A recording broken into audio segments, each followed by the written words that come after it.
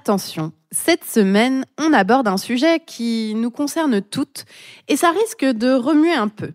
Alice Gritham prend le micro du podcast pour vous parler de jugement de soi. Un épisode super complet qui vous informera sur le mécanisme psychologique du jugement, sur ses origines et sur ce qu'il produit réellement comme conséquence sur vous et votre leadership. Et écoutez bien jusqu'au bout car Alice vous donne un plan d'action en 3 étapes pour vous en détacher et nourrir une relation plus douce à vous-même. Bienvenue sur Sensée, anciennement Femme Ambitieuse, le podcast qui parle aux femmes de leadership, d'impact positif et de bien-être. Je suis Jenny Chamas, fondatrice de Coach Happy et Master Coach. Avec mon équipe, notre mission est d'aider les femmes à se libérer des injonctions stressantes pour se connecter à leur cœur, vivre plus sereinement et exercer leur leadership avec impact dans leurs fonctions. Vous écoutez l'épisode 5 de Sensée et aujourd'hui, Alice, coach dans mon équipe, vous parle de comment parvenir à se détacher du jugement de soi. Bonjour, quelle joie de vous retrouver dans cet épisode de Sensée. Aujourd'hui, nous abordons un sujet que vous connaissez sûrement trop bien, le jugement de soi. Certaines appellent cette petite voix intérieure tyran, d'autres saboteuse, critique intérieure ou même pestouille, pour rester poli. Quoi qu'il en soit, elle est loin d'être sympa et à la longue, elle peut nous coûter cher. Elle sape notre estime personnelle, entrave notre épanouissement et freine notre ascension professionnelle. Rien que ça. Après tout, qui va défendre sa valeur ou postuler à un poste plus valorisant quand elle se dit qu'elle n'est pas assez compétente ? Cette voix critique impacte également nos relations, y compris celles que nous entretenons avec nous-mêmes. Pour certaines d'entre vous, cette voix est assourdissante. Pour d'autres, c'est un murmure subtil, enfoui sous des pensées qui semblent aidantes et semblent seulement.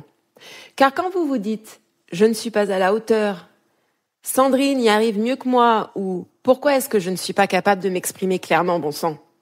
Ne vous y trompez pas, c'est bien du jugement. Comment le savoir ? Eh bien, vous ne vous sentez pas bien. Vos actions sont moyennes et vous n'avez toujours pas ce que vous voulez. Ou si vous l'avez, vous vivez dans la peur de le perdre, épuisé à essayer de le conserver. Mais d'où vient cette voix intérieure ? Les recherches du psychologue Lev Vygotsky, qui a beaucoup étudié le développement cognitif, nous éclairent sur ce point. Selon lui, notre dialogue interne, cette petite voix dans notre tête, est le reflet des interactions sociales que nous avons eues depuis l'enfance. Ce dialogue, initialement social donc, devient ensuite un langage intérieur que nous utilisons pour penser, planifier et juger. Ce qui est intéressant, c'est que ce discours intérieur, bien qu'il soit maintenant un processus mental intime, garde des traces de son origine sociale. Cela signifie que nos jugements de nous-mêmes sont souvent influencés par les critiques ou les attentes des autres, internalisées au fil du temps. En d'autres termes, cette pensée est héritée et non créée de toutes pièces par votre cerveau. Mais je m'emballe. Avant de rentrer dans les détails, définissons ce qu'est le jugement de soi, comprenons son mécanisme, puis voyons comment s'en détacher. Enfin, je vous partagerai mon antidote aux pensées négatives pour que vous repartiez de cet épisode avec un plan d'action clair et efficace. Prête ? Allons-y. Entrons dans le vif du sujet et parlons de ce qu'on entend par jugement.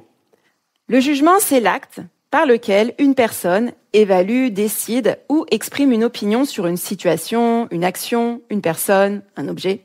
Il implique souvent une réflexion basée sur des critères spécifiques, des normes ou des valeurs. En gros, il peut être positif ou négatif. Mais soyons honnêtes, on parle souvent de jugement pour désigner une opinion négative qui nous fait ressentir une émotion désagréable. Pour simplifier, on va utiliser le mot jugement ici dans le sens de critique négative. On pourrait l'appeler critique aussi, mais il y a une nuance quand même. La critique vise souvent à offrir un retour constructif ou à souligner des aspects particuliers pour en discuter. Dans le jugement, il n'y a généralement pas d'aspect constructif. Bon, ça c'est d'après le dictionnaire. Maintenant, allons ensemble un peu plus loin. Juger, c'est quelque chose que tout le monde fait. C'est vraiment universel. Et c'est pourquoi ce n'est pas un problème en soi. Certes, le jugement nous éloigne de notre authenticité, Et c'est une barrière qui nous empêche d'entrer en connexion avec nous-mêmes, notre vérité et avec les autres.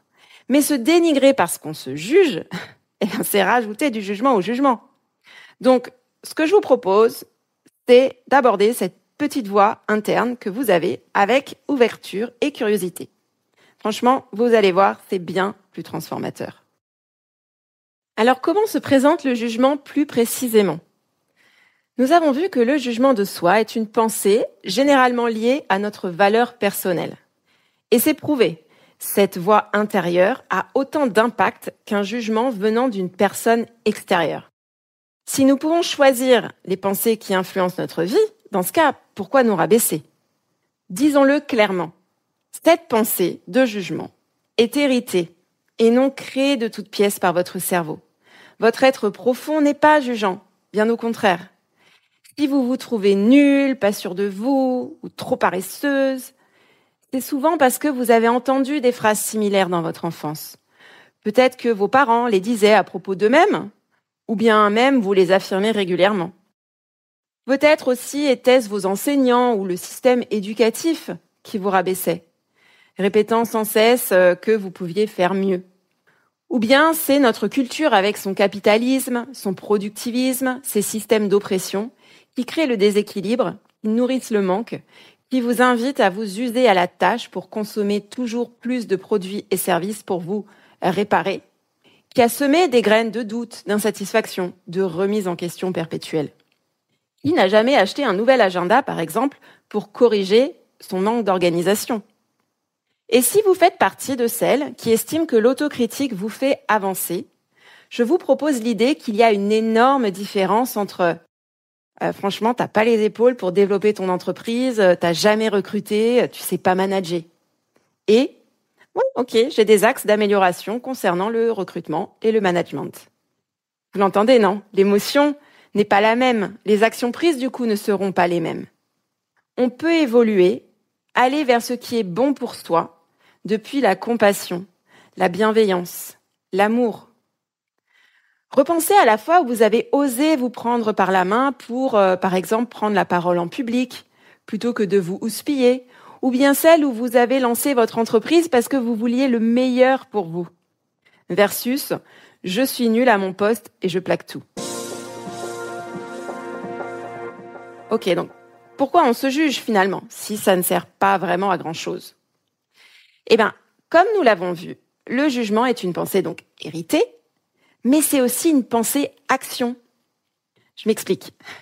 Se dire des mots négatifs à propos de soi-même est une action que notre cerveau choisit de faire ou de ne pas faire quand les pensées de jugement ne sont pas là. Et si cette action se fait, c'est qu'une émotion non accueillie se produit en amont. Donc là, je vais prendre un exemple concret pour illustrer ce point qui est vraiment essentiel à comprendre parce qu'il peut radicalement changer la donne. Imaginons une personne qu'on va appeler A, qui vient de prendre un nouveau poste où elle doit manager 40 personnes. Dans son ancien poste, elle gérait une équipe de 5 collaborateurs. Le jour de son arrivée, A se dit que 40 personnes, c'est vraiment beaucoup trop. Lorsqu'elle pense ça, elle ressent de la pression. Et à votre avis, comment réagit-elle à cette émotion de pression ? Eh bien, elle se juge en pensant « je n'ai pas les épaules pour ce job ». Cette émotion, l'émotion de pression, entraîne automatiquement le jugement, et donc cette phrase « je n'ai pas les épaules pour ce job », car elle n'a pas été accueillie ou digérée, ce qui favorise l'émergence de pensées négatives. Honte, culpabilité, frustration, débordement, déception, irritation, agacement, anxiété, crainte, doute, confusion sont des émotions qui favorisent l'autoflagellation quand elles ne sont pas accueillies. Alors je vous pose la question. La dernière fois que vous vous êtes critiqué, et par là j'entends juger négativement, que ressentiez-vous ? L'une des compétences les plus importantes pour se défaire du jugement de soi, c'est l'accueil de ces émotions. C'est-à-dire la capacité à faire pause et à laisser l'inconfort du moment circuler dans tout son corps. C'est un des outils phares de nos accompagnements tellement sa pratique est puissante. Par ailleurs, un jugement pointe souvent un endroit en nous qui n'est pas considéré, pris en compte ou nourri. Si j'ai une estime de moi-même à bloc, la pensée négative est loin derrière les autres actions possibles en réaction à mon émotion. On va reprendre l'exemple de A, qui pourrait laisser la pression être présente dans son corps et prendre une grande respiration au lieu de rajouter une couche à sa tension intérieure avec des mots qui la rabaissent. D'où la nécessité de construire une relation à soi-même béton. Je ne le dirai jamais assez. C'est là que l'antidote au jugement de soi entre en scène. Le self-care, avec l'accent, ou le soin de soi. Plus vous vous occuperez de vous comme vous le feriez d'un enfant, un parent ou une amie proche, et moins vous aurez le réflexe de vous dévaloriser. Et que ce soit clair, le self-care, ce n'est pas seulement prendre un bain, se faire une manucure ou un massage, se préparer un bon plat ou boire un thé, même si bien sûr ça peut prendre cette forme-là. C'est avant tout se chouchouter moralement et émotionnellement, se parler autrement. Se donner ce qu'on n'a peut-être pas eu enfant. En bref, c'est s'occuper de soi avec tendresse, compassion, bienveillance et amour. Alors, chères auditrices, comment voulez-vous vous considérer ? Que pouvez-vous mettre en place dès aujourd'hui pour cela ? Pour résumer, voici ma méthode en 3 étapes pour se défaire du jugement de soi. Première étape, repérer les pensées négatives ou, comme je le dis souvent, attrapez-les au vol. Vous devez avoir conscience des phrases que vous offre votre cerveau pour les évincer. C'est la fameuse posture de l'observatrice. Devenez observatrice de vos pensées. Prenez un petit cahier et notez tous ces jugements sur un bout de papier. Vous verrez, ça vous aidera à prendre du recul. Allez voir pour ce qu'elles sont finalement. Deuxième étape, interrogez l'émotion qui les précède. Et demandez-vous où cette pensée a vu le jour. Était-ce dans votre éducation, le système scolaire, la culture ? La première fois que vous êtes dit ça à propos de vous, c'était quand ? Pourquoi ? Qu'est-ce que vous ressentiez alors comme émotion ? Notez-le, ça aussi, c'est très précieux comme information. Et la 3e étape, qui est presque la plus importante de toutes, c'est de vous parler le plus possible avec douceur et bienveillance. Ça aussi, ça s'apprend. Ça aussi, c'est de l'entraînement. Mais franchement, ça change absolument tout. On y va ensemble ? Allez, belle mise en pratique, chers leaders. Et en avant pour un discours intérieur soutenant. Merci pour votre écoute. Si l'épisode vous a plu, soutenez-nous en le diffusant aux femmes autour de vous et en laissant 5 étoiles sur votre plateforme d'écoute. Pour en savoir plus sur nos formations et programmes, rendez-vous sur notre site jennychamas.com ou venez discuter avec nous sur Instagram et LinkedIn. On adore vous parler. Et rendez-vous la semaine prochaine.